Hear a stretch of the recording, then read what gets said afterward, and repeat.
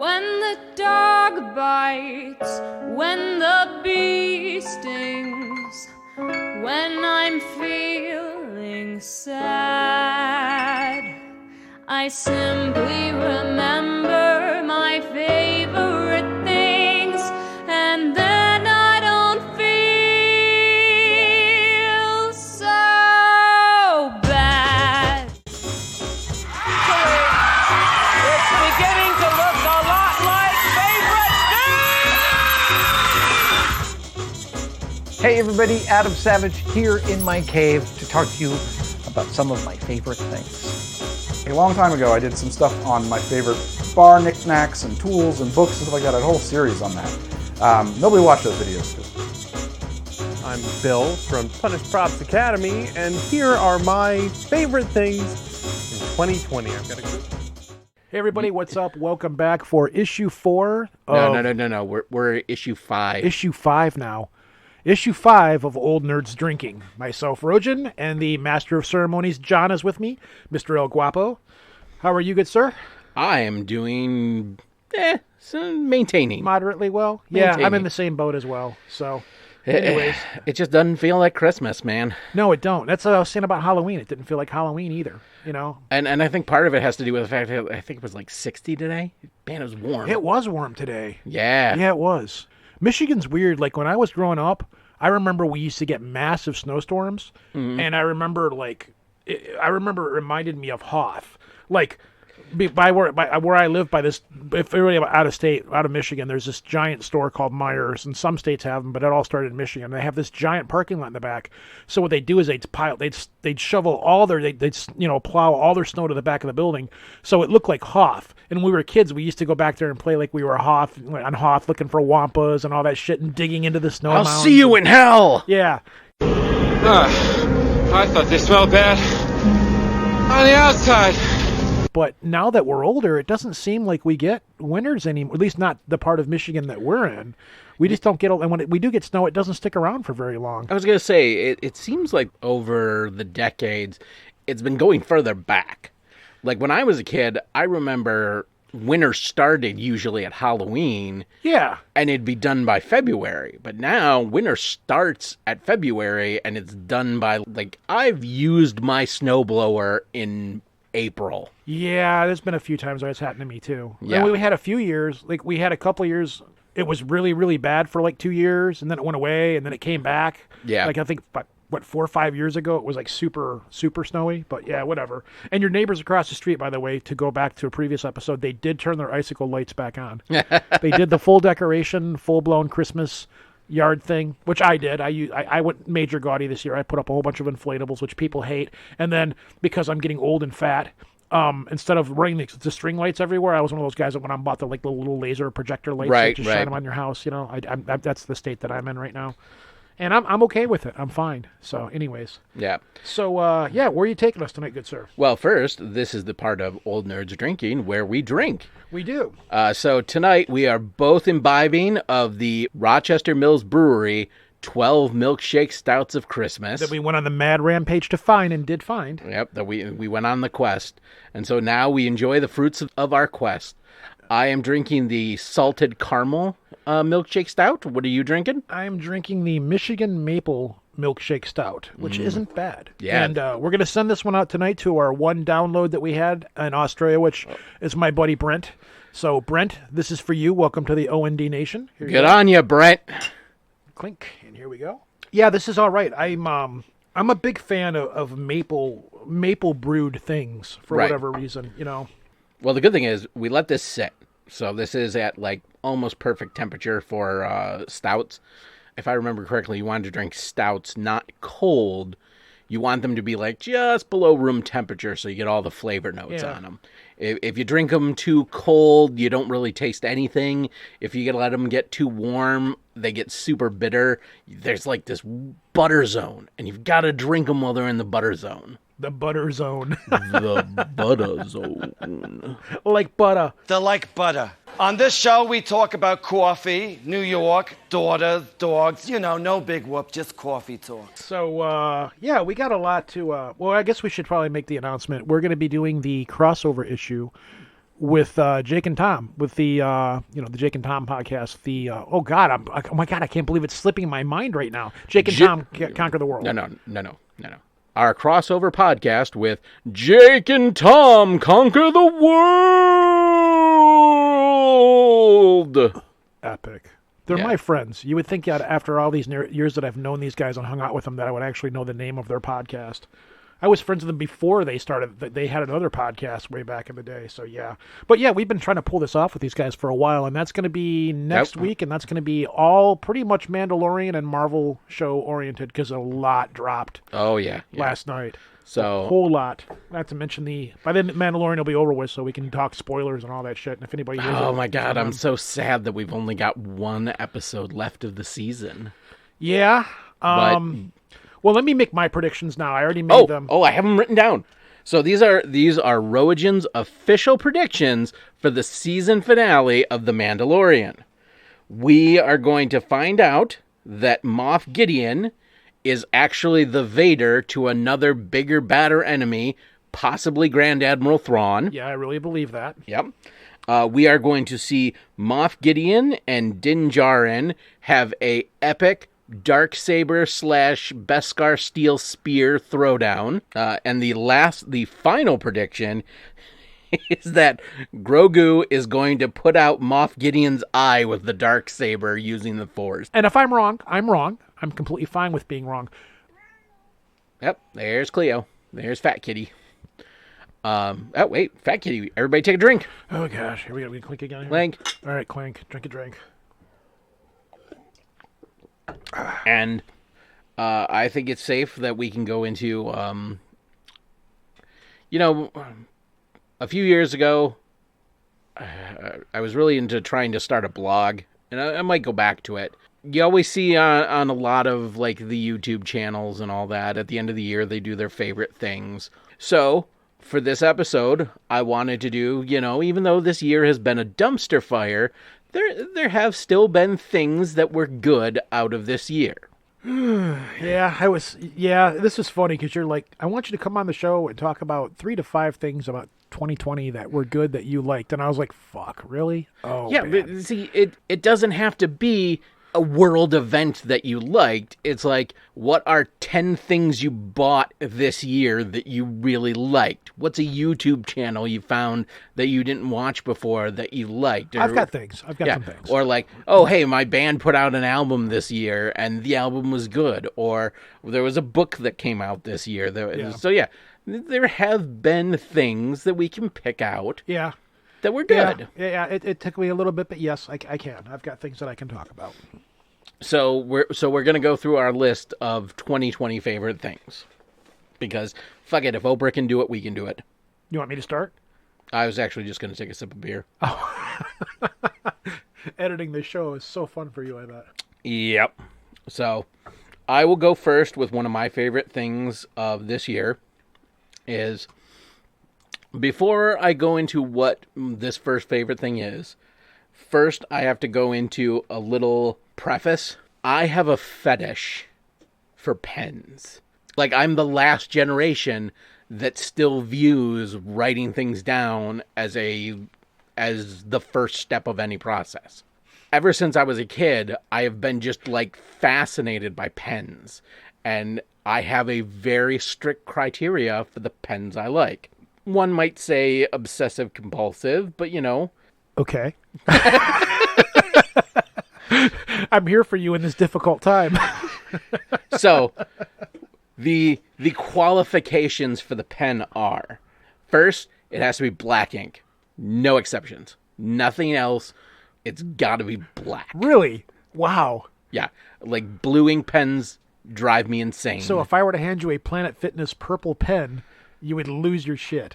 You will notice that there is no Planet Fitness purple pens, even though I had a Planet Fitness membership, and I refused to sign anything from them when I had it with their stupid purple pens. It's wow. Like, no. Wow. It's okay. I got my own.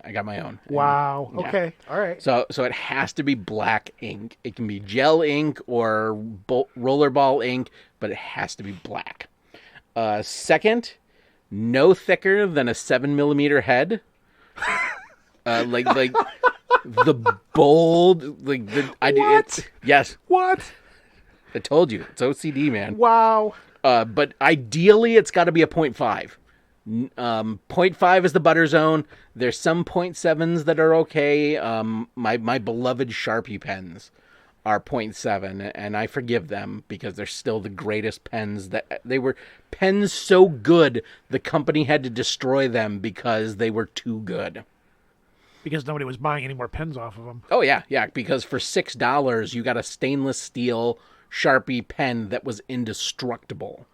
And it was refillable, so if you used it, you could still keep the same body and just put a $2 refill in it and go on your merry way. Wow. Oh yeah, I was heartbroken when they discontinued I'm surprised you don't have a blog on pens.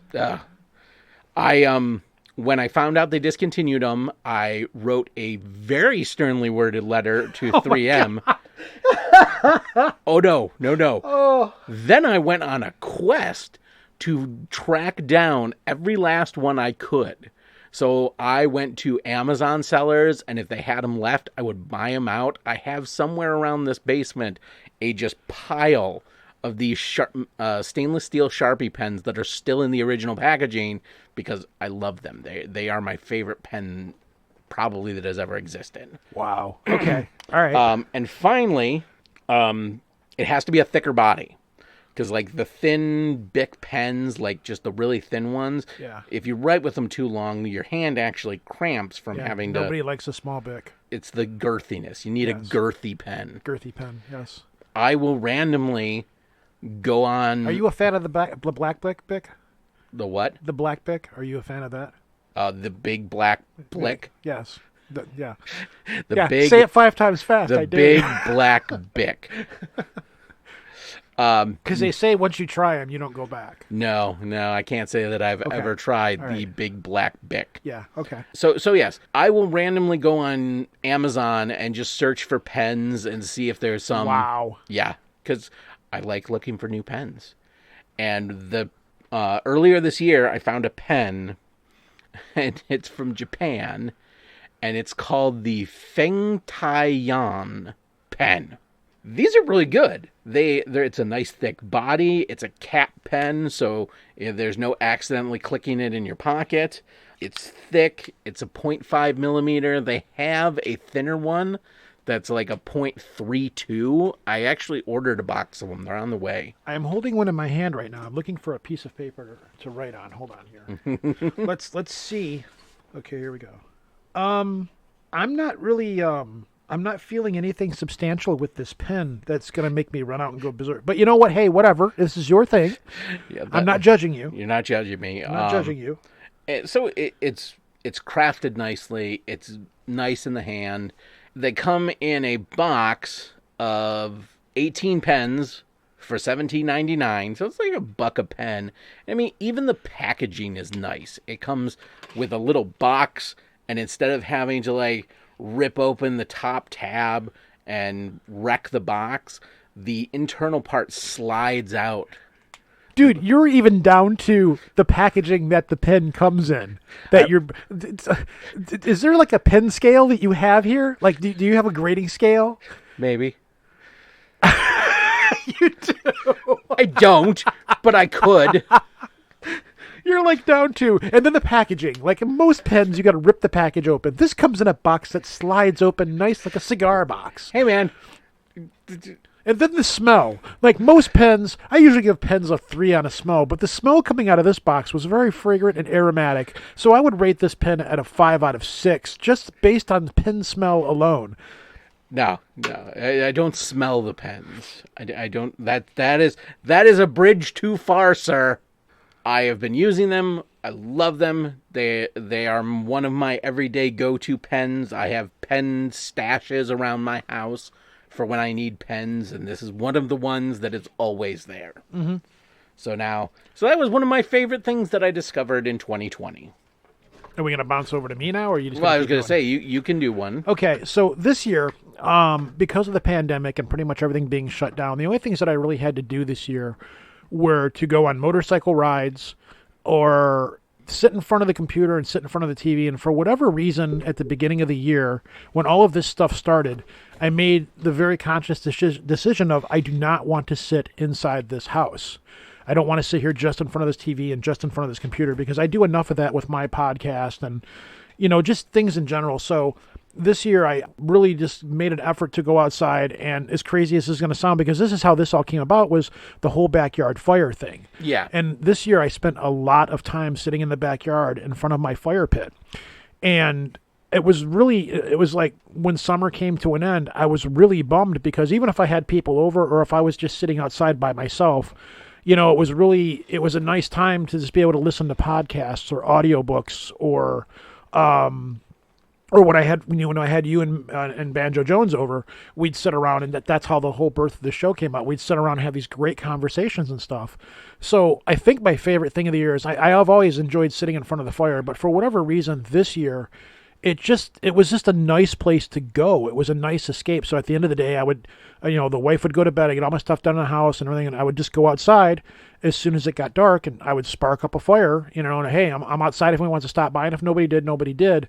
But it was one of those points where, which leads me into one of my other favorite things. So the big thing was sitting around the fire for the most part, was just really it was very cathartic and very, it was very relaxing, and it was just a place to go and just really chill out, instead of just being cooped up inside of the same four walls and staring at a computer screen or something like that.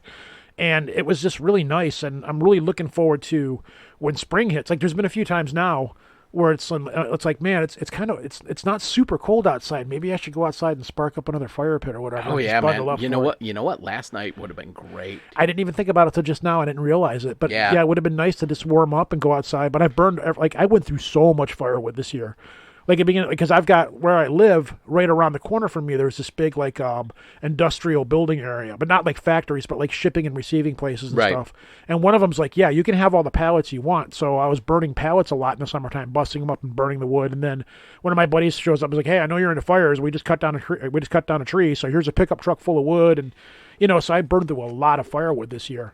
But so yeah, that would probably be right in no real random order. That's one of the things that immediately struck out with me, is just how cool it was just sitting out in the fire in the backyard, be it by myself, listening to podcasts or audiobooks or whatever, or having people over, because we could all come over and be like, all right, you sit over there, you're 7 feet away, you sit over there, you're 6 feet away, you sit over there on the other side of the fire, and we would all just sit around. Everybody would bring their own drinks and stuff.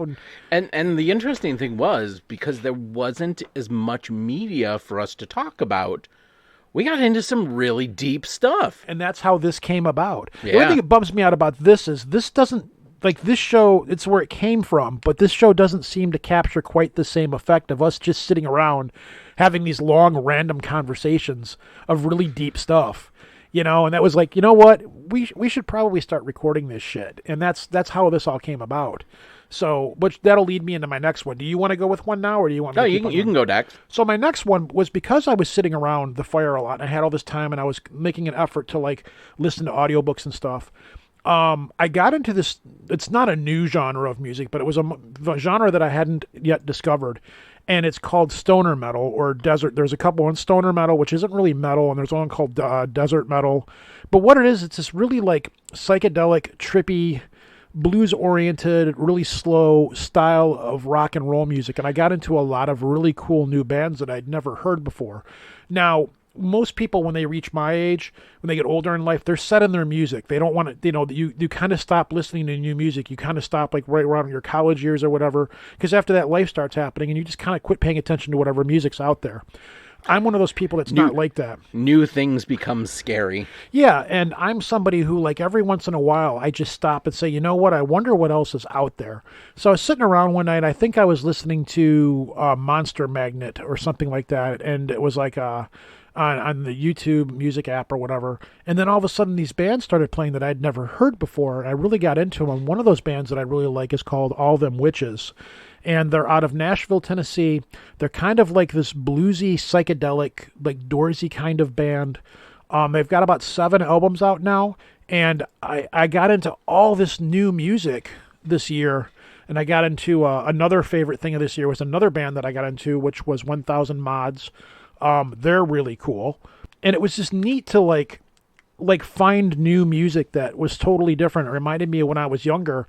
I was one of those people that was like, okay, what's the new band that's out there? I was kind of hipster. Like, what's the new underground band that's out there that's really cool? Because I grew up listening to a lot of industrial music like Skinny Puppy and Ministry and Nine Inch Nails and stuff. But I was always digging deeper for stuff. And then you grow up, you have kids, life happens, and you forget about it. But this year, since I've had so much time to just sit around and listen to things and be able to branch out and do things and try new things, I discovered this whole new... There's a band called Gomer Pyle that's really cool. There's a band that I really got into called Tuber, Tuber, which I don't know why a band would name themselves after a potato species, but hey, whatever. They're out of Greece. There's this really cool like stoner metal movement coming out of Greece with all these bands that I'd never heard of before, and Tuber was one of them. And I went on Bandcamp, and I was like, okay, they don't have a major record deal. They're putting out their own music. This is cool. I'll support bands that do this because they're doing it on their own. They're out there. They're punk rock. They're doing this on their own without any major support. They had all of their albums on sale for $17, so I bought all of them. Oh, yeah. Sent the guy a message saying, hey, man, I really like your music. Or I just sent the band a message. When you buy something off Bandcamp, you can send the band a message. And I'm like, I really like your music. I really like putting in my earbuds and going on long motorcycle rides, which isn't necessarily a new thing, but I did do a lot more of that this last year. And I messaged him. I'm like, hey, man, I really like your music. This is great. I like listening to your stuff when I go on these long motorcycle rides out in the sticks and the countryside and stuff. So he writes me back. He's like, yeah, man, thanks. I'm a motorcycle rider, too. And we got into conversations about our motorcycles. And he listened to our show. And it was really cool. I'm like, wow, this band, like on the other side of the world that I don't want to say I discovered, but I discovered them for myself. Yeah, you discovered them for you. Yeah, and they were really freaking cool. And the music's really cool. So... A, it was the two bands that I found, and B, just the fact that I got into new music this year. Yeah. So I was going to say, you mentioned desert rock or desert metal. One of the Twitch channels I watch while I'm painting my miniatures is there is a channel that does just like a 24-hour loop of Anthony Bourdain shows. Yeah. And there's a couple of episodes where he was out in Arizona and the exact music you're describing, that he was like meeting up with guys who were doing it at these weird ass recording studios in the middle of the desert, and they're all getting super wasted and making this music in the middle of the night. It's written, it's music like written to like go out in the desert and get really high, or just driving through the desert and stuff. And really it's neat. Very improvisational. Which leads me to my next one. Was this year I took a couple of trips. I went down to Daytona for Bike Week the week right before. It was like just before COVID was beginning to break. Like I'd stopped in North Carolina, Raleigh, North Carolina. I think it's North Carolina, maybe South Carolina. I can't remember right now. But I walked into this Walmart, and I was on the way down, and everybody was just like, masks hadn't come into the thing yet, but everybody, like, you could just see everybody was looking at each other. Everybody was flipping out. Like, everybody had that look in their eye. Like are you infected? Who's got the Rona? Yeah, who's got the Rona? I mean, it was really, really weird. And then we went down to Bike Week, and I got to hang out with a friend of mine, and I was down there for a week. And Bike Week was actually a little bit more sedate this year because of the Corona thing. But we went and saw him, did a bunch of cool stuff down there. I went to St. Augustine and went to the Fountain of Youth, the actual Fountain of Youth, and did a bunch of cool stuff. And then later in the year, I took a trip to Utah to hang out with some friends. And that was right around the time that I was really getting into this stoner metal desert rock stuff. And Utah, half of the state is a desert, and the other half is kind of like this mountainy, really beautiful country, both sides of it. And we went out to the Salt Flats. And the Salt Flats was really, really cool. And it was really neat to go out and just stand in the middle of this big, gigantic, for miles, flat land of salt everywhere. And it was really badass to be able to go and see these places, and that place specifically. It was just, and then go to the Great Salt Lake, and there was a thing called the Spiral Jetty, which is this rock formation that somebody made that goes out into Salt Lake and spirals into a circle. And that place was amazingly cool. Like, that place, I want to live there. Like, when I was there, I'm looking over, it's out in the middle of nowhere. Like, you got to drive to like the middle of nowhere to get there. You drive past where the last railroad spike was driven into the ground and shit. And you get out there, and there's nothing out there. There's no houses out there. There's no nothing. It's just the Salt Lake, which is weird because it's completely placid. There's nothing that lives in that lake. Yeah. It's very calm. And the whole area was just like, it was very absorbing of everything. It was like sound didn't go anywhere, but it was just a really beautiful area. And like, the place calls to me. I want to go back to that, and I want to go back to the Salt Flats really badly. I need to go back to those at some point in my life. I am dying to do some traveling once the Rona's over. I don't think I'm going to make it that long. I might make it till just before it's over, but because I get that itch. They just announced 2 weeks ago that the 2 early conventions of the year that I usually go to are canceled. So it's the next Confusion canceled, which is usually in January. Adepticon canceled. That's in March. So the next one that would be on my con schedule is PenguinCon in May, and I'm not holding out high hopes for that. I think it might not be till like my late in the year cons.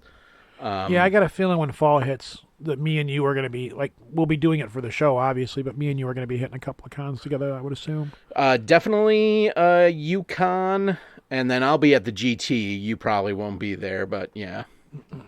The Michigan GT. So the next thing on my list is the other thing that I'm super particular about. Oh, no. Oh, yeah. Yeah, there's another list. Oh, no. There is another list. You have the strangest fetishes. I'm looking at it. I already know what it is. I can see it. It is. But we've had this conversation before, though. I got into watches like 2 years ago because I like men's jewelry. Like, I love cufflinks. I love tie clips. And when I was working at the hotel, it was very incumbent for me to dress up and kind of have a good appearance because I had to be in a suit every day. So I would wear French cuff shirts with my vintage collection of tie clips that I would go to estate sales and pick up, or vintage cufflinks. I have 2 whole jewelry boxes full of. But I got into watches. And so I have the same exacting qualifications for the watches I collect that I do for the pens that I use. So the watch qualifications are... Oh, man. First of all, it has to be Arabic numerals. What? Yes. I can't stand watches that have, like, just the dots, or they're the minimalist and they only have the 12, the 3, the 6, and the 9. That does drive me a little nutty. Yeah. It's when I have a watch, I want to be able to glance at that watch and in less than a second determine what the time is. So those other, like, super busy dials that have all these graduations, no. I want it to have just the numbers. I can live without the date function, but, I want it to have a 1 through a 12, and I want it to be easily visible. That is super important to me, because why have a watch if you're going to have to, like, okay, what time is it? It's like, okay, I have to guess because there's no exact graduation. So it's sometime around I'm raising my hand. 2:15-ish. Yes. Yes. Okay. Now I've been called. I'll put my hand down. You are aware that this thing called digital watches that tell you the exact time, right? Yes, right? but Get that? This is the whole thing. It's a fashion accessory. Digital watches are a fashion accessory. It looks cool. Yeah. Digital watches can look cool. Yeah. The other thing is I love automatic movements. So if I'm buying a watch, I really want it to be an automatic movement. You know what? To interrupt you. Yeah, go ahead. I can respect some of this because I like pocket watches. Oh, yeah. Because there's a steampunkness to them. And my old co-host got me one. I never, ever use it. It's always hanging up in my office. Every once in a while, I'll wind it up and look at it. But to open that watch up and see those gears, it's like you can see the gears and stuff moving on the inside. And like even mass-produced watches are still a work of art. Yeah. They are still just an insane level of craftsmanship to make all these tiny little gears that if you exhale too heavily would fly off a table and you'd have to start all over again. I could very easily become a collector of pocket watches, like really cool pocket watches. Oh, and I'm never going to wear a pocket watch, but I just like the way that they look. The only thing preventing me from like having a bunch of pocket watches is the fact that to get a good, like the style of having a pocket watch is you would wear a 3-piece suit. The vest, you would have the chain that goes from the buttons of your vest into the watch that's in your pocket. They do not make 3-piece vest suits for fat guys. That's probably why I don't use a pocket watch now, because I don't really know where to put it. Yeah. to, So you know. so there's like, you'll see some that have like a belt clip on them, and you Yeah. clip them to the loop on your pants, and then your pant, like most jeans, have that little side pocket, yeah. and that is specifically for a pocket watch. That's what that's for, huh? That is I never knew that. Yeah. There's that, but they're more likely to catch on something there. Yeah, well, I already have the wallet with the chain on it because I'm a motorcycle rider. Right. So I've already got that. So you'd be 2 chains. Da-doom-ts. Yeah. Yeah, I could I'm even now, I'm kind of want to get a digital watch to sync to my phone just so I don't have to pull my phone out of my pocket all day. But the thing is, but I do have a lot of bracelets. I have a lot of you've seen the ones that I wear. I lost one of them recently and it's killing me. It was a specific one that was made for me and a certain group of people. But, so I was like, well, I've never really wanted to be a watch guy, but I'm like, well, I already wear these. So that actually, the digital watch that syncs to your phone actually has practicality. So I'm riding my motorcycle. I can just glance over at my watch and say, okay, Right. such and such called me. That actually does have, I can reason that away because it has a function, or I can control my MP3 player, my phone, Right, MP3s off right. the phone, off the watch. But the problem is I have these huge ass, thick fucking wrists where it's really hard. You have the same problem I do. I have the same Yeah. problem. So it's hard for me to find a watch that fits me comfortably without, they don't really make watches for fat-wristed, big-boned people. Well, Rubenesque, portly, fat-ass wrists. they like I do. have. It's just you have to buy a longer strap. Ah. So the watch we're going to talk about, it doesn't have the original strap because I had to order a longer strap Yeah. for it. Which the little part that goes around your wrist is a strap. It's not a band. It is a strap. This has been another useless fact. So my preferred movement I is love how you're just staring at me like, are you going to add anything to this? And I'm like, no, we're good. I'm not going to get into a fight with strap-ons with you. It's like, why are you looking at me like I'm crazy? This is a thing. You are. You're staring at me like, come on, argue with me. I'm like, no, I'm not going to fight with you about a strap or a I'm wristband. not going to engage the crazy We're person. Good. We're good. I mean, you've obviously shown your attention to detail to pens, so who am I to argue with you about this shit? Right. But yeah, so I like automatic movements where there's a little weight on essentially a gear, and as you move your wrist around, the weight moves around and it winds it for you, so you don't ever have to wind it. That reminds me of the Harry Dresden bracelet that he wears. It collects kinetic energy all day long. It's pretty much the same thing. My second preferred is manual, where you have to wind it.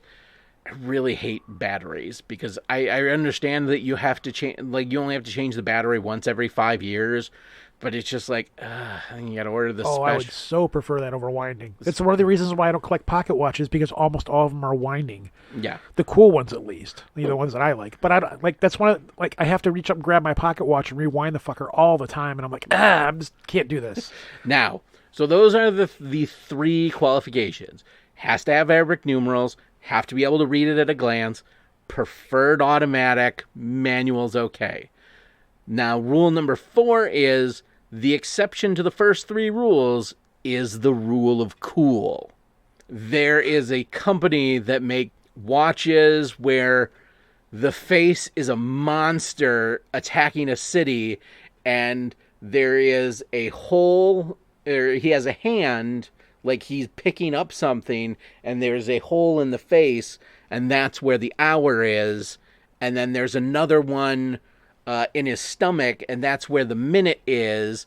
And then the moon in the picture is the date. Okay, that looks really cool, even though it's a quartz watch and you have to look at this really weird to read it. It looks cool. Okay, I can embrace that. I can embrace that. I have a watch. It was actually one of the first watches I bought. It's a Russian watch. It's manual, so you have to wind it. But the face of the watch, instead of having numbers, it's playing cards. So 1 o'clock is the ace, 2 o'clock is the 2, 3, 4, 5, ace, or 2, jack, queen, king. That would drive me insane. But That would drive me fucking nuts. Right. What time is it? 1/2 ace? I don't know. Right. But as someone who is a fan of card games and games in general, it's really cool. I wear that whenever I go to cons, and it's kind of just the watch I wear for that. There's another company that takes Cold War era Russian watches. It was a big thing in the Cold War that Russian soldiers would be given mechanical watches. Specifically because if there was a EMP blast, the mechanical watch would still work. So they take these Cold War era mechanical watches and they will hand paint faces for them. So it's like a landscape scene, which they look really amazing. I would have one of those, and probably eventually will buy one. How much? They're not too bad. They're like in the 150 range. So here's the thing with watches. You have tiers of how good they are. Like your Timex watch that you just want to buy off the shelf at Meijer's. It has a battery, but it will just keep the time. You're going to pay like $50 for that. So when you get into like geared watches, those start at about $100. And then you will have, depending on how well they're made, what materials are used to make them, those go to about 100 to 300 or 400. Then there's a jump. And then you get into the mid-tier high-end watches that are like even above Shinola. Shinolas exist in like the 300 to 500 range. They have like one that's $1,000. But so after the 1 to 500, then you jump to like a $2,000 to $3,000 watch. So it's safe to say that you do know shit from Shinola. I do. Okay. I have 2 Shinola watches. Ooh. Yeah. So in that 2,000 to 3,000 tier. Now we know how John gets all the pussy. Yeah. My watches bring all the girls to the yard. Watches and pens. But that's where you get like your Citizen. So you're not into watches. Have you seen my extensive black ballpoint pen collection? Would you like to write something with my big black Bic? Write something with this. Don't you like that? Isn't that amazing? Feel how smooth that is. It's like the scene from American Psycho where he hands him the business card. That's bone raised on blue Nimbus. Right. I couldn't help but notice that John has a brand new wristwatch on. Right. So in like that 2,000 to 4,000, 5,000 tier, that's where you're getting into your Omegas and like your high-end Citizens. Then there's another jump where you go to like the $10,000, and that's where your Rolexes are and your super high-end watches. Wow. There was an Antiques Roadshow episode where some guy brought in a Rolex he had bought in like 1970, right when he had got out of the Army, and he had bought it and put it in a safe deposit box. And he had all the original paperwork for it. He had the box. It had never been worn. They said it was worth $250,000. You know, it's like I just now realized, like I thought I was bad knowing obscure shit with like paranormal and weird shit. My brain's a treasure trove for obscure, strange information. Oh, we've been through this, yeah. Now you, on the other hand, your knowledge base is so incredibly far off and so obscure. Like I have a feeling you could sit here and talk to me for the next 5 hours about ballpoint pens and watches, like extensively. Yeah. Everybody's got their thing. Everybody's got their thing they vibe on. Yeah, I get it. I recorded a 2-hour podcast with somebody one time just going through the history of role-playing games. That would be interesting. I gave a 1 hour... Like, you're a man of the finer taste things in life. Like, you know about your alcohol, you know about your watches, your pens. I'm sure you know about cigars. Yes, I do. Yeah, that doesn't surprise me at all. I like to say that I am a nerd of all seasons.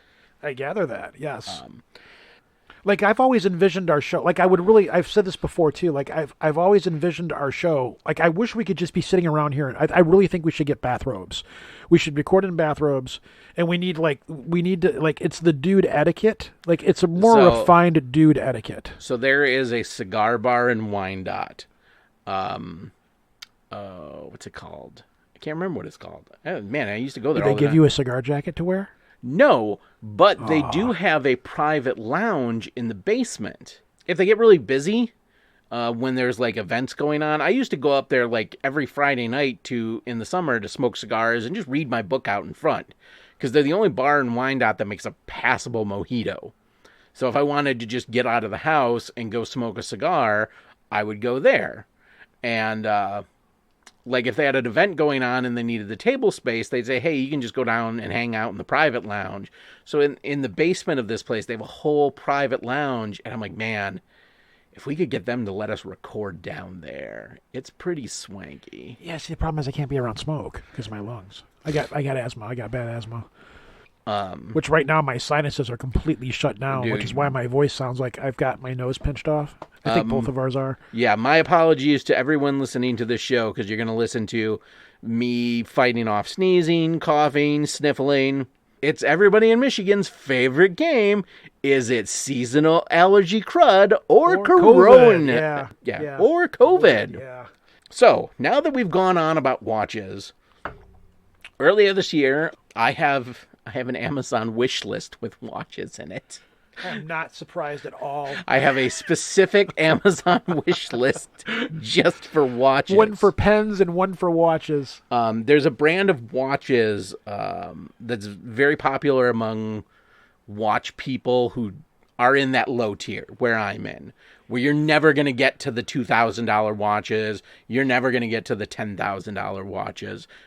There's a company called Seiko, and they're out of Japan, and they're just known for making very high quality but very reasonably priced watches. One of the watches of theirs I had been looking at was the Seiko Men's SNK 809 stainless steel automatic watch. When I put it in the wish list, it was like $100, and then I think for Prime Day, it was on sale for $66. Wow. Yeah, so I immediately bought it. I was super happy I got it on sale. And this watch is what I was looking for an everyday wear watch. I have a lot of nice watches, but a lot of them have leather bands. A lot of the everyday watch I used to wear was like a Swiss watch from the 70s that I bought in an estate sale. It had no band on it. It was just a watch in a box of random jewelry. I paid like $5 for it. That thing still works. All I had to do was put a new band on it, and it was my everyday wear watch. And it kept time well, but it wasn't waterproof. So if I was doing like washing the dishes, I'd have to take it off. I was always super worried at work something might bash into it and break. This is my new everyday watch. It's water resistant to 100 meters. It's an automatic movement. It has illuminated hands so you can see it in the dark. I had to switch the band for like just a kind of nylon band. I can almost hear you getting hard under the table over this watch. It's like, ugh. I just look at you. There's the breath right there. You're like, oh God. Actually, I was pulling in the breath to do the excuse me while I whip this out. But yes, so this is my new everyday watch. It was $60. It ticks off everything I love in a watch, and I was super happy with it. I've been wearing it almost every day since, because I haven't been dressing up fancy to go out anywhere. So. All right, well, let me move on to my next one. And I was going to say, do you want me to tell you about the box that I keep? No, I'm good. I think we've got enough here. No. Okay, go ahead. Yeah, I was going to say the box I keep my automatic watches in that winds them and has little things that move around. What? You have a box that winds your watches for you? Yeah. Like, you remember in... you are really weirdly excited over that. You remember in Doctor Strange where he pulls out that drawer and there's all the watches and they're spinning? Okay. I think so. Yeah. There's special storage devices for automatic watches, so when you're not wearing them, it still spins them so they keep the time. You don't have to reset them. Okay. I have one. So, moving on to one of the finer points of 2020, I'm going to steal some of your thunder because we both agree on this one, which was the finally release of the Dresden Files books. I will say book because they were one book that was split into two books. Yeah, that and I'm a little salty about the fact that I had to pay $60 for one book and that was broke into 2 volumes. I think at some point down the road that they will eventually release that as one book because Clive Barker did a bunch of things like that where later on they just combined them into one book at a certain point. But yeah, it took us how long to get this book? How many years was it between Skin Game and this one? I want to say 7 years. I think that's a little long. It might have been 5. I'm thinking more like 5, maybe 6. It's like every once in a while, my Facebook feed would come up with me posting about reading Skin Games in one day, and it's like, oh, here's a Facebook memory from 5 years ago. Yeah. Fuck. Yeah. Which we're gonna have another show to talk about it. Okay, but... so we are actually eventually, probably sometime in January, going to have a Dresden Files panel. Yeah. I have 2 other people who we're going to bring on at least, and we're going to have a Dresden Files panel. Yeah. I will say overall, I wasn't as upset about the books as I thought I would be, because everybody was like, yeah, blah, blah, blah. You know, the overall rating of the books wasn't that great, but I still enjoyed them. Again, that's another world that I like to be in when I read those books. And again, this all goes back to the fire again, where, you know, it's sitting around at night, listening to the Dresden Files audiobooks with my earbuds in, you know, just chilling out and actually like embracing and listening to that world. I waited till the second book came out, and then I listened to them all in one go. I binged them both. Right. And, yeah, even at this point, I would have been happy. Like, Butcher could have shit on a piece of paper and called it a Dresden Files book, and I still would have read it. I was still so hungry to get back into that story, into that world again. It's the old joke of... it's like Star Wars. Star Wars could shit on a shingle and be here at Star Wars. I'm like, this fucking sucks, but I'm going to watch it. I'm going to read it, you know? Oh, mine was always Meryl Streep could read the phone book and she'd get a Best Actress nomination from the Academy Awards for it. Yeah. What did you, not going too in depth about, but what did you think of the books? I know there were things in there that upset you, you know, and there was some plot points that I'm a little salty about. And we will definitely discuss those in. I mean, I don't go to Dresden Files because I'm looking for war and peace. They're pulp novels. Yeah. They're written to be fun and to just be enjoyed, and I enjoy them.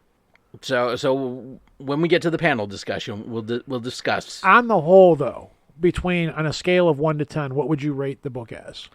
The book, not books. I call it a book because it was a book. Maybe a 7. I was thinking 7, 8 around there, you know? Yeah. I don't think it had the weight and the impact that Changes did. It was a Changes-like book. Right. But I don't think it had, like, Changes, I think, had a lot more weight and heaviness to it and actually had a bigger impact, whereas this one felt a little forced with what he was trying to do. But whatever, again, you know, it's like Star Wars.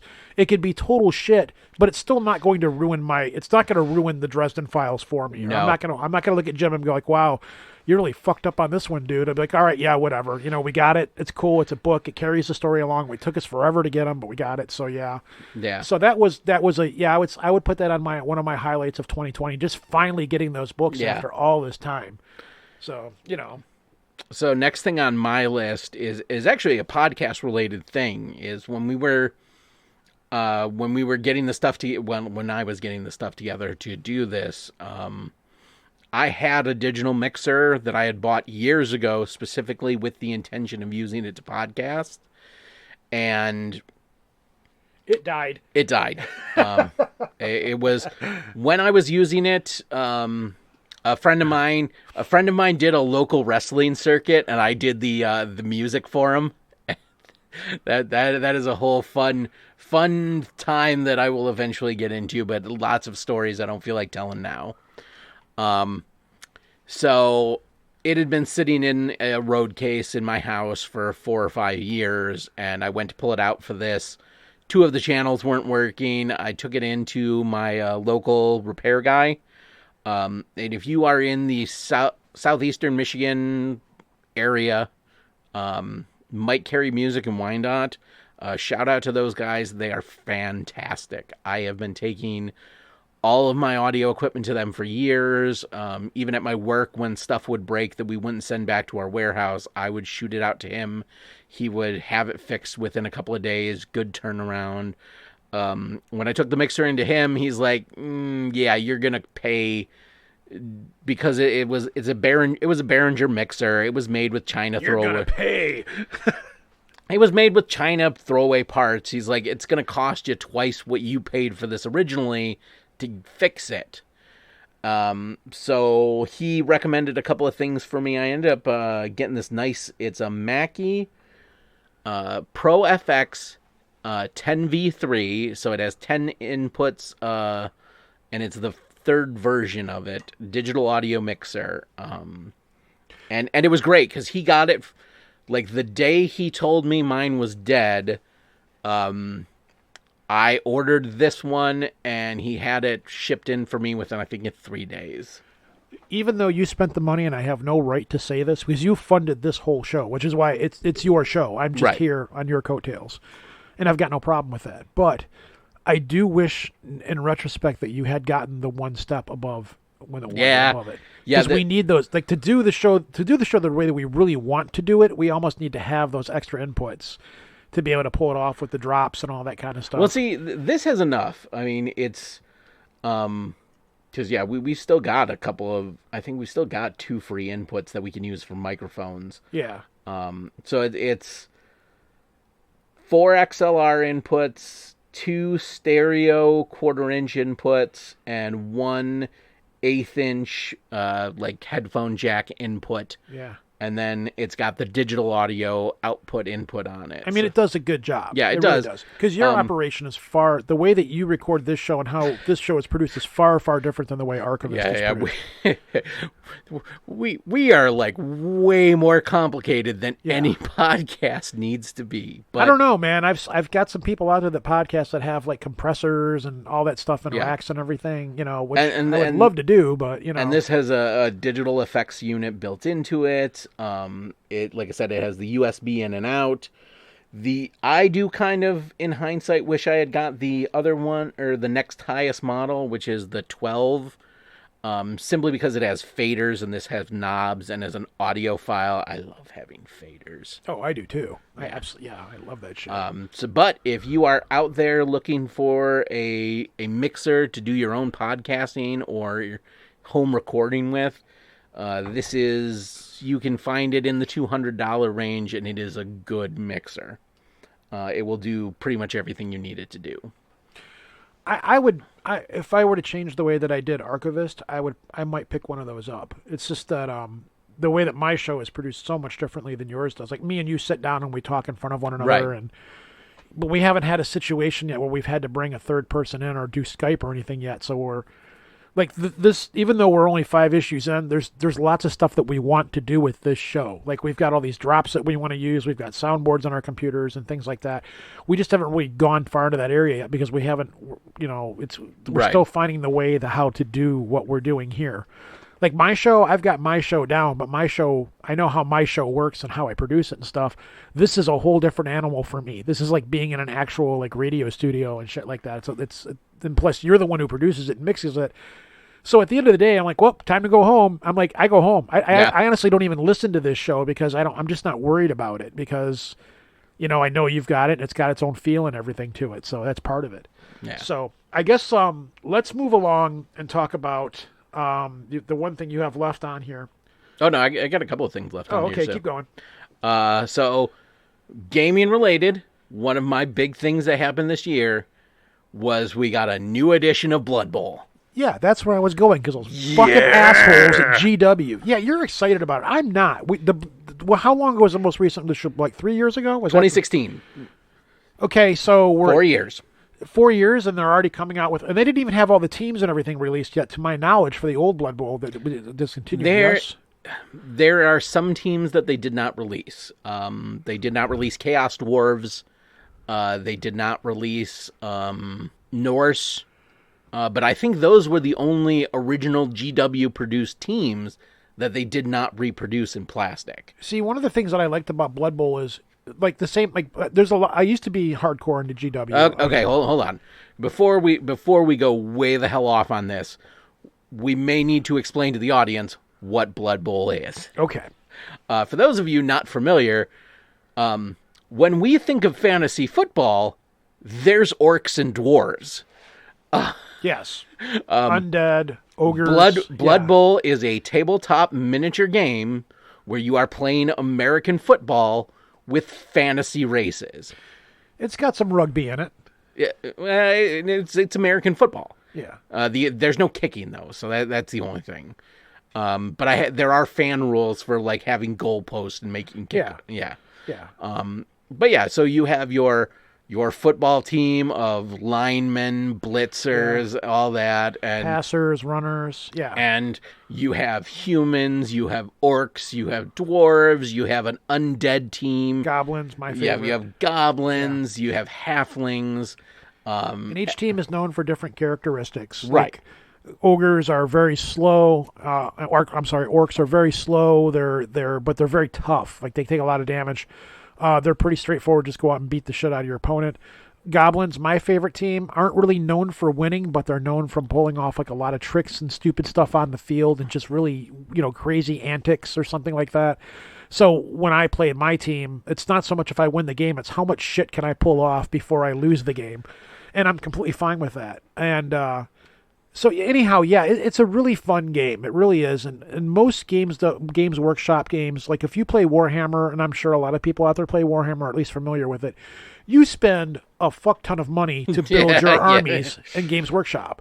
And whatever army you play, there's always some new mega tank, there's always some new squad, there's always something. And then every so many years, GW comes out with another set of rules. You got to go out and buy another set of armies, the armies that you had before. So you're continuously dropping large chunks of money on GW shit. Yeah. That's why I quit playing it. Blood Bowl and the other game, Necromunda, which is it's a small team oriented game as well, different kind of game, but these are games you go out and you buy your little team. You might have how many figures on a team? 15? No, I think 15 I think is the maximum you can have. So you buy your 15 miniatures, you're out maybe $100. No. It's a team box set comes with I think 10 miniatures. Yeah. So that's $45 for a team box set. You got to buy your special characters. So if you buy 2 box sets, that's pretty much everything you need. You don't need special characters. Exactly, and you're done. So you don't have to go out and buy the next mega tank. You don't have to go out and buy the next mega unit. You don't have to have like a gazillion miniatures on the table. You have your team, and that's it. And that's pretty much it. And then you've got the game, and you're done. And you don't need a shelf full of terrain. It's played on a board that looks like a football pitch. Yeah. And that's it. That's all you need to play the game. So, and I'm fine with that. I'll spend up to maybe a couple $100 on one of these tabletop games. My days of going out and spending shit tons of money on miniature games is definitely long gone and over with. So GW comes out and I just get the rules down. I just get my teams all painted up. I just get all the miniatures and stuff that I need. And we don't play very often because we're family people. We have kids and jobs and shit. And then COVID. In COVID, yeah. And then John comes up and says, oh, yeah, the new version of Blood Bowl's coming out. I'm like, why the fuck are they coming out with another new version? What is wrong with the game? Like, because GW are a bunch of money-hungry bastards. Well, they are a publicly traded company. Yes, and I know. They are beholden to their stockholders. But I will say this. Pretty much from the first version of Blood Bowl to the 2016 version, the rules didn't really change. The basic mechanics of the game were fundamentally the same. There was just, okay, this team lost this skill, this works a different way, just subtle tweaks. With this new version, it completely changes the game, and in my opinion, it changes it for the better. It streamlines a lot of things that were kind of clunky. It makes finding what you need to roll to do something a lot simpler. But it is a fundamental change of the rules. So it's not like you can just download an errata sheet and your old rules still work. Now, that being said, Blood Bowl is insanely popular in Europe. And they have their own living rule set that is not the GW rule set that all the tournaments in Europe use to play Blood Bowl. So even if you don't want to get this new version of the rules, you can use the living rule book and still play Blood Bowl the old way and get just as much enjoyment out of it. See, now I got to go and learn the new rules, which is fine because I don't remember much of the old rules because of how infrequent we play. Yeah, so, but still, I just don't want to go out and drop more fucking money on another game that I just bought a little while. I'm going to keep cutting you off because it pisses me off so bad. I want to go, I'm like Hulk Smash with GW. That's like, fuck, now I got to go out and buy another goddamn box set. I will be the first to start throwing gasoline on the pyre of GW because they have done some dirty shit to some yeah. some dirty shit. But really, they came out with a new box set, which comes with 2 full teams. Each team gets a star player, which in the last edition you didn't get. Each team gets like a big guy, so there's a huge, say that, yes. Yeah, there's a troll for the orcs. Is the rulebook now also not hardbound? The rulebook is now hardbound. Yeah, that's so. The rulebook that comes in the box set has the rules for all the teams in it. They had to do that. Yeah. Because there would have been a lot of people like I'm on the fence. I'm about ready to go buy it. I may just tell you if you're out, pick it up, and I'll give you the money for it. Yeah, it is definitely a good deal. I probably will buy it, but it's going to be begrudgingly and with protest because I got this feeling that in 2 years... I'm going to buy it, but I'm not going to like the fact that I have to buy it. Yeah, and I'm going to enjoy the game. Yeah, I'll buy it, I'll play it, but... I'm sure it'll be fine, but it's in the back of my head. It's gonna be like those motherfuckers in 5 years are gonna come up with another goddamn fucking rule book and another fucking version of the rules, and the goddamn teams we got aren't gonna play anymore. And they're gonna there's more fucking money to GW. That's what it's gonna be. So, I'll buy it. I'll probably just go ahead and buy it, and I'll give you the money. I've got the money set off, so Yeah, next time I'm at the game shop, I will pick it up, and we will play. The last on my main list of things for this year is it was a book called Wonderland: How Play Made the Modern World. I saw that in the notes, but I don't know what this is, so educate me. So earlier this year, I took the one of the big attractions in Michigan is the Greenfield Village Henry Ford Museum. Yeah, one of my kids works there. It is a world-known attraction. If you're coming to the area, it is definitely one of the things you want to visit. There is a lot of history there. A lot of cool shit too. There is. Right now, there's a traveling Marvel exhibit at the museum. There is a jar in the museum that contains Thomas Edison's dying breath. Yeah, he was a dick. Anyways, go ahead. Yeah, I'm a Tesla guy all the way. Yeah, Edison or Tesla, I'm Tesla. So we had a lot of discussions about how historical figures were kind of dicks. Yeah. But we were going through the gift. I took my family this year during the summer because it's open, it's outside, you can do it, and we didn't have to be wearing masks all the time. As we were leaving, I went through the gift shop, and I always look at the books there because they will have sometimes like super interesting collections of books. I found this book there, and reading the cover blurb of it was super interesting. And it's basically a deep dive into... A lot of historians will argue that the main force of change in history is war. As war progresses, the world progresses with it. Well, this book postulates alternate evidence that the catalyst for war and the catalyst for the evolution of society is leisure and our desire for leisure. And it goes into like the entire era of exploration wasn't just exploring for exploring space, exploring sake. It was exploring for spices. It was exploring for leisure goods to send back to the aristocracies. And those things, once the aristocracies had them, eventually they would trickle down into all of society. It goes into a lot of like the development of how we shop and like malls, from like the start of the original petticoat boutiques in Victorian London into the evolution of the mega mall.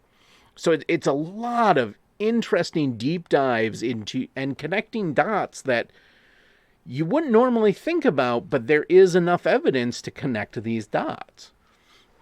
So it's a fascinating book. I read it in a couple of weeks, and it was just very enlightening. And there's a whole section in there of tavern culture and how incredibly tied in the birth of America is to tavern culture. And tavern culture was actually an offshoot of coffee culture in Europe, which led to a lot of the Age of Enlightenment, or the like philosophical enlightenment in Europe in the 1800s. I'll say that about bars. Like bars, outside of the nightclub experience, bars are always still the same. You walk into a bar, it always feels the same. Well, besides having the bar across the front of it or whatever, In colonial America, the bar was the social place. It was the equalizer. It was everybody could go to the bar and share a drink, and everybody was talking. Everybody was exchanging ideas. And from that exchanging of ideas came the idea of America. There's another book I'm reading about colonial spirits, and it talks about like the starting quote of the book is, American settlers got together at the bar, got drunk, and decided to make a nation. Yeah, that's basically how it all went down. Yeah, that's where Samuel Adams comes from. Right. Well, and it's weird. When I was up in Salem a few years ago, you go by, and a lot of those bars and stuff are still there. And you go, as you're walking around town and stuff, they're like, oh, yeah, this is where they used to meet up here, and they planned this, this, and this. Right. And then downtown Boston, which, is pretty much down the road. Well, so many of the founding fathers were brewers. Brewing was a very important part of early American culture. I'm a unabashed Hamilton slut. I once it was on Disney and I could watch it, I really enjoyed it. There's a scene in there where there's this epic rap battle between Alexander Hamilton and Thomas Jefferson. But here's the thing. It's not clear from the song and what they're doing, but the thing they are rapping about is the whiskey tax, which was one of the very first big arguments of the American nation. Was we needed to repay our debts from the American Revolution, and Alexander Hamilton's party, which George Washington was a party of, or was a member of, wanted to tax domestically made whiskey to help repay the debt. And Thomas Jefferson was against that. And in fact, when he became president, one of the first things he did was repeal the whiskey tax. Uh-huh. So, yes, Sammy, please don't. Please don't.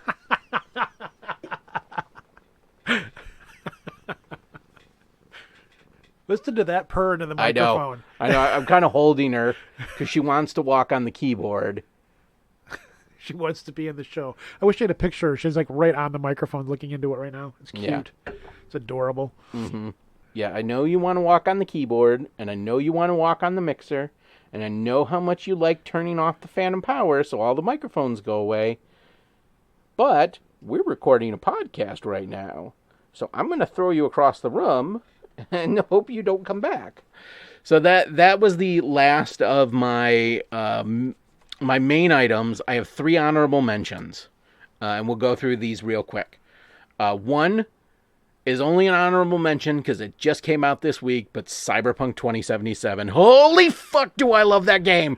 Oh my god, You actually have it? You're playing it now? Oh god, I was playing it when you came in. Okay. You're playing it on the PC? Yeah, obviously you're playing it on the PC. Yeah, I'm playing it on my PC. It is... I am an unabashed lover of Cyberpunk as a genre. I am an unabashed lover of R. Talsorian's Cyberpunk pen and paper RPG. Yeah. This is the game I have been waiting since they showed the teaser at E3 like 4 years ago for. It's so good. Yeah, that was one of those games where it was like they announced it, and then I just kind of forgot about it because it's like, well, someday it's going to come out. And when I hear that, it's kind of like, all right, well, I just kind of lose. Yeah, you forget about it. Yeah, and then it's all of a sudden, it's like, yeah, it's coming out. It's this vaporware until it actually hits. You know? So, one of the other honorable mentions is it's not something I discovered this year. It was something I went back to, and it was Pokemon Go. I played Pokemon Go when it first came out in 2016, and then it ran like crap on one of my phones, so I just stopped playing it. However, once COVID got started, I got super into Pokemon Go because I just needed something to be excited about. Yeah. So walking around my neighborhood with my kids. Well, plus with COVID, you really couldn't do anything. You couldn't go anyplace. The only place you could go was go outside and go for walks and go to the parks and stuff. Yeah. And go battle the Pokemon gyms and do the Pokemon game. And man, that really got me through a lot of the worst of 2020. So big shout out to Pokemon Go. You were there when I needed you. I don't, I've never looked at discounted the people who play Pokemon Go. Because, like, up until that game, most people didn't go to the park to to walks and stuff like that. I was in it for a little bit. I dipped in for a little while. I remember the summer of 2016 when it released, and it was like a revolution. It was the summer of Pokemon. You would go to the parks, and the parks would be full. Yeah. And everybody had their phone in their hand walking. Everybody had their phone, and everybody was being social, and everybody was talking, and everybody was like, hey, what Pokemon did you catch? Oh, hey, there's a Pikachu over there. Everybody would run over there, and everybody was polite, and everybody was having a good time, and people were walking. Pokemon Go did more to end childhood obesity in one summer than Michelle Obama did in 8 years as First Lady. I gotta laugh since we're talking about this, and this is content related. My buddy Dave went to the big Pokemon thing that they had in Chicago. This really big Pokemon event. It was huge. And it was a disaster. Everything crashed. They couldn't get anything to work right. The servers were going down. All these people were in this giant enclosed park area. Well, it wasn't closed, I don't think, but it was this big thing you paid a lot of money to go to. And it was this horrible disaster. And he was there when this all went down, but there was videos of these people, these presenters on stage trying to do their job. Like, hey, everybody, what's going on? Are we all having a great time today? And people were like, fuck no! This sucks. And like a glass would go flying by, like a plastic cup would just barely miss the guy in the face and stuff. Yeah. And it was a huge disaster. And they did what they could. They took care of everybody. It's my knowledge. They took care of everybody that was there, and they did reimburse the people or something like that. I don't remember what the whole story was, but I remember him telling me about it. Like, he was there and he was like, man, I was a little afraid because people were like, they were getting so pissed. They were about ready to start rioting because it was just such a disaster. And there was all these people in this park, and people were pissed off. Like, you can go on YouTube and YouTube the videos of it and stuff and watch it just disintegrating in real time as it was happening. And Dave messages me, and he's like, I'm in Chicago at this Pokemon event. He's like, I'm a little worried. I told the wife and the kids, I told them to get out of here just in case like a riot breaks out because people were super fucking pissed off. I do love watching a good train wreck. Have you watched any of the videos of it? No. Yeah, no. they're out there. You know, it's funny because like I felt bad because the presenters are up on stage. It's not their fault. They're like the hipster kids or whatever, the younger people that are up there. It's supposed to be doing their thing, and they're trying really hard to make this an exciting, fun event. And it's bad, and everybody knows it's bad. And they're like getting booed and stuff's getting thrown at them and shit. And it's like, wow, you know, this is nuts, you know. Okay, so my last honorable mention for 2020 is a comedy album I found. The artist is Andre Dubuchet, and the album is called 20-Sided Guy. I found this on a site that just sells vinyl because I was looking for stand-up comedy vinyls, and they had this, and it kind of caught my eye, the 20-Sided Guy. I'm like, that sounds nerdy. This has been the funniest album I've listened to all year. It's so good. It's the comedian comes out, and every track is kind of like a little self-contained skit. So one of the skits is track number 6 is a handy dandy guide to the mutants of the post-apocalypse, and he's comes out as this character who is Australian, and he's telling everybody about like all these creatures that are out in the wasteland that are all trying to eat your face. One of the other skits is called the testiculating horror, and it's told as this Lovecraftian story, and it's basically just steampunk written tentacle sex, which kind of is what a lot of Lovecraft's fan fiction is. Or anime. Yeah. So I would argue there's far more tentacle sex in anime than in Lovecraft, but go ahead. I know. So yeah, there's another one that's called So You've Been Turned. And it's a introduction seminar for people who have recently been turned as vampires, and it's given by Steve, the Dark Lord of Minnesota, who is the guy who is introducing these people in Minnesota who have been turned to vampires. Like, what the fuck is a Minnesota vampire going to be like? Oh, well, and the things that, like, he mentions that you are now a part of the vampires' ongoing war with the leprechauns. And the reasons the vampires are at war with the leprechauns is the vampires have one of their vampiric abilities is they can see a trailer and instantly know if a movie is going to be good. And the leprechauns desperately want to take that power away from the vampires. This sounds like some bizarre role-playing adventure that you would take us on. Oh, some of my friends were talking about running a Vampire the Masquerade campaign, and I said the only way I would participate is if I can be that guy, and I'm the one who's like initiating them as they have just turned. Oh my God! You know what? I would play these games with you. Like, again, I go back to the Muppets one that we talked about. I would play that role-playing adventure game with you.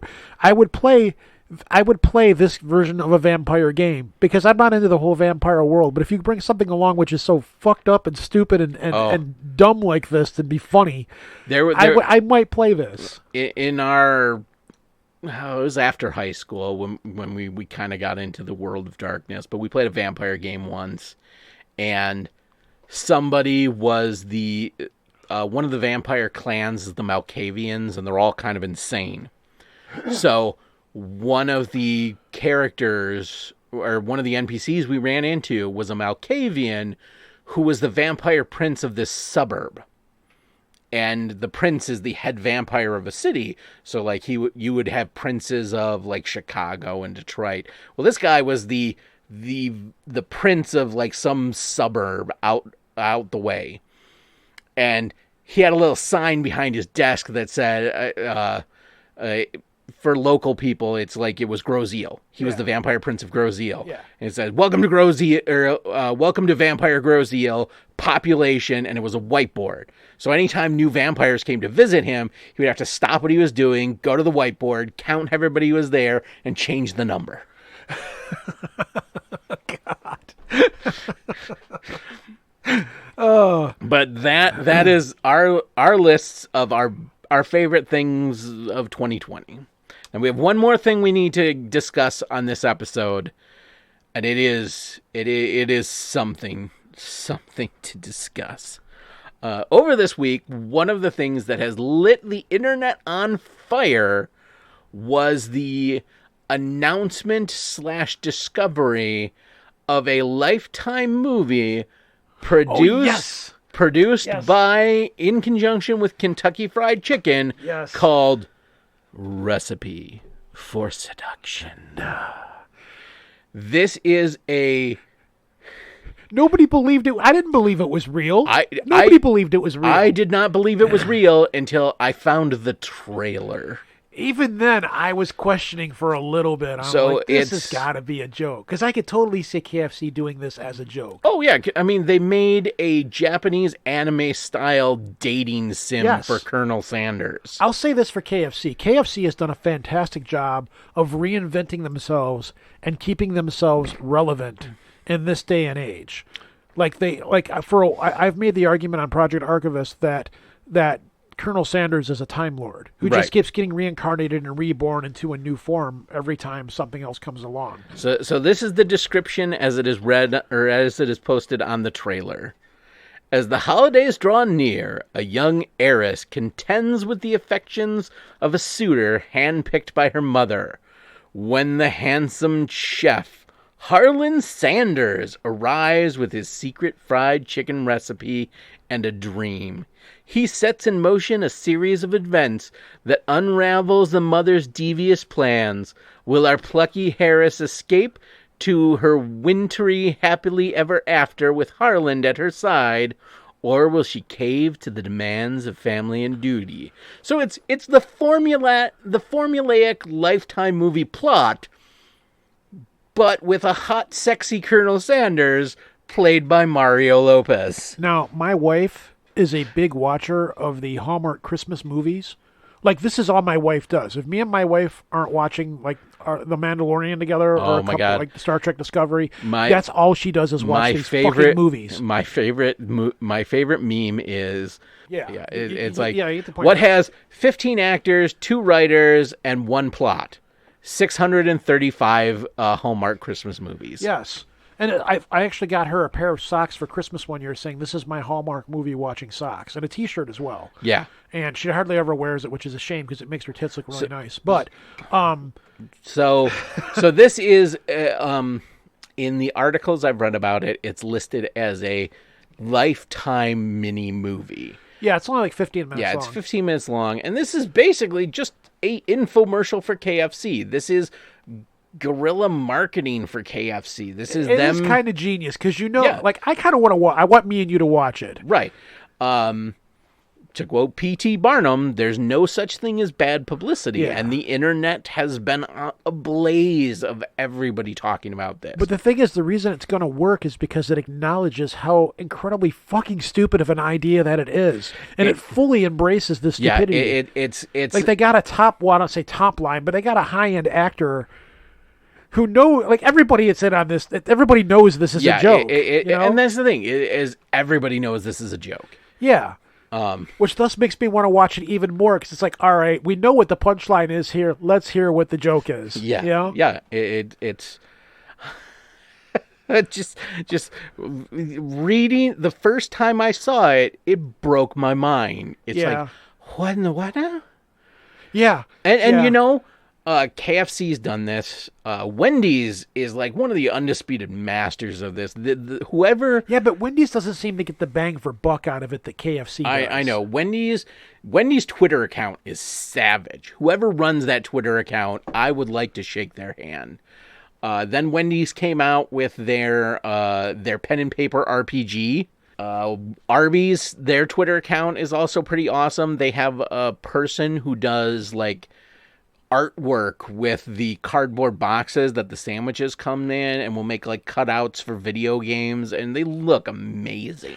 Arby's, okay, there's this like, I'm just going to slightly go off here. You've got the main fast food chains. You've got McDonald's, Taco Bell, Burger King. May Taco Bell rot in the eternal hells. Yeah, because they took away our fucking pizza, bastards. Bring that shit back. But you've got like the high end ones, and then you've got bring like it back. you've got like the lower end like B rate ones, and even go down and even say the C rate ones. But you've got like the B rate ones, which is like your Wendy's, your Oh man, no. I love me some Wendy's. Yeah, but Wendy's is not. It's not up there. I mean, I don't know. It's debatable. Like, I don't go to Wendy's very often. Okay. So you have the fast food pantheon. Yeah, let's break this down. The fast food, the big four, the fast food pantheon is McDonald's, Burger King, Taco Bell, Wendy's.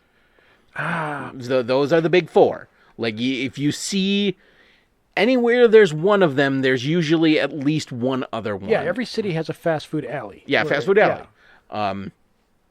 Then you have like the second tier ones. Arby's isn't second tier because it's lower quality. They actually push to be a little bit higher. Like they have they have the meat. They have their deli sandwiches, and then you have like your Subways, and then you have your Jimmy John's. Yeah. But now there's this push where it's like now you have they're not fast food, but they're not sit down restaurants. They're somewhere in between. So those are your Qdobas, those are your Panera Breads, those are your boutique. Your Olgas, there's one other one that I just can't See, for people outside of Michigan, for a long time, Panda Express. That's the other one. For a long time in Michigan, for a very long time, we didn't have. I would say for a good stretch of 20 plus years, we didn't have new fast food restaurants coming into Michigan. We actually had a point where fast food restaurants were leaving Michigan, like Hardee's. Like, when we got, for a little while, and it still happens this day, we got a point where that started to change and we started to get new fast food restaurants into Michigan. We had, when Sonic finally opened up in Michigan, there's a Sonic. A huge deal. Yeah, like when the first Sonic opened up in Michigan, there was a 45-minute line to get into Sonic to get their food because we were so starved for new foods up here. Yeah. And then when Del Taco opened up, not as big as Sonic, but Del Taco opened up. Like Del Taco is pretty common throughout the rest of the country in different spots. We've got 4 around here now. Yeah, we went from having one on like Telegraph and Taylor to now there's it's way over in Dearborn Heights. But so they're building one by my house, but they don't have it open yet. Yeah. But, to now there's like 4 of them. Like when me and my buddy Dave walked into Del Taco, for one, we were like, what is this new place? There's a new fast food. What the fuck is this? So we walked in there, and all we've ever had fast food Mexican quote-unquote experience was Taco Bell. So we walked in there, and we were like, what the fuck is this? They've got burgers. They've got burritos. What, you get fries with your combo? What? It was so incredibly, but it was cool. It just blew us away. And then for a while, we didn't have Sonic here, and they would show, during the Final Four, they would show these Sonic fast food commercials. And every Thursday night, me and my buddy Dave and as many people as we could would call their hotline, and we would be like, open one of these in Michigan, open one of these in Michigan. And they finally got to a point where they got pissed at us for calling, and they're like, sir, we can't open one in Michigan because these are drive-in restaurants, and in the wintertime, no one's going to go there. Joke's on you fuckers. But yeah. like we would call them we were just relentless about calling. We would get anybody we could to call Sonic and be like, open a restaurant. You've got this delicious looking food. We want this shit. You're advertising in Michigan. There's nowhere there. I think the closest one at the time was in Kentucky. No, there was some in Ohio. Oh yeah, for a while we even had Jack in the Boxes in Michigan, and then they were gone. Now the closest one we have to Michigan is down in Ohio. There's a Jack in the Box down there. But that was another place where I walked and I'm like, what the fuck? They've got egg rolls? They've got tacos? What is this shit? So when we talk about they've got this E. stuff, coli? Yeah, exactly. But you got to understand that Michigan, for the longest time, we went for years and years and years and years without having any fast food. Like when Hardee's started pulling out of Michigan, and which are Carl's Jr.'s as well, like what we had up here, we had White Castles, which a lot of people don't have White Castle. Oh, God, I Crystal. love me some White Castles. Yeah, I do too, but I don't like what they do to me. But nobody likes what they do to them. Like, God damn it, we love White Castle. Like, where would White Castle fit in the pantheon? Would they be B or would they be a C? No, they'd be like a C tier. Yeah, C tier. Maybe B because like Harold and Kumar like super exploded the popularity of them. Yeah. Also, hipsters love sliders. Yeah. Which a couple of weeks ago was the first time I'd ever been to the Green Dot Stables in Detroit.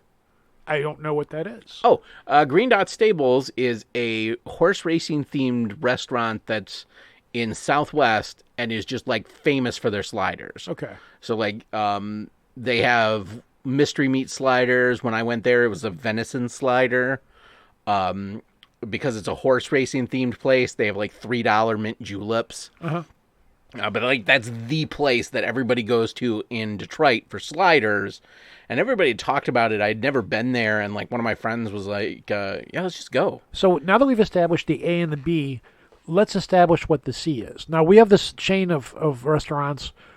They're not very popular. There's not many of them left, but it's called Long John Silver's. It's a seafood chain. I think that they got one by me that I know of. I don't think there's many of them left at all anymore. They mostly they're closing up, and they are a seafood.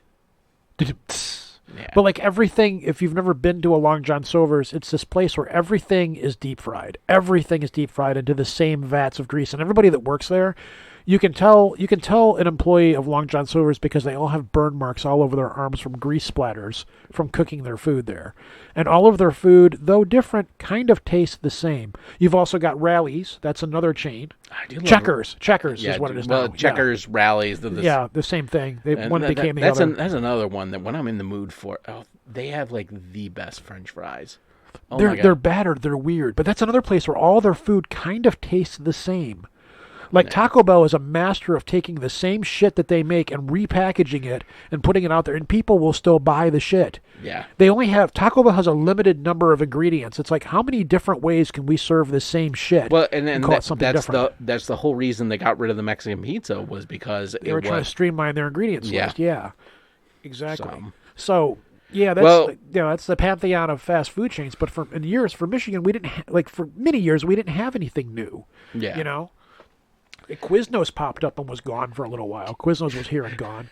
We got the moon! Oh my God, those crazy ass little rat things. Yeah, well, that was an internet like YouTube meme that they just kind of latched onto to try to save themselves. Yeah, Quiznos was a flash in the pan, but they had good food there though. I didn't mind their stuff, you know. Yeah, but you know, I think we're kind of winding out. So yeah, I'm about done. I can't breathe. So yeah, so this is John Patrick, the Master Control Program.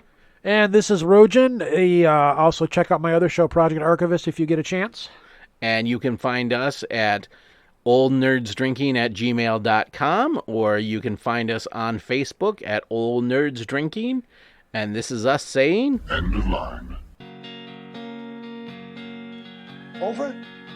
Did you say over? Nothing is over until we decide it is. Was it over when the Germans bombed Pearl Harbor? Hell no! Sherman? Forget it, he's rolling. And it ain't over now. So, what's the plan? Take car, go to Mum's, kill Phil, sorry, grab Liz, go to the Winchester, have a nice cold pint, and wait for all this to blow over. Might as well write him off. Let's close up the bridge. Let's get out of here. Close it up. Lights out. Where are you headed, cowboy? Nowhere special. Nowhere special. I always wanted to go there. We're going streaking! Yeah! All right, move on. Nothing to see here. Please, Pittsburgh. Nothing to see here.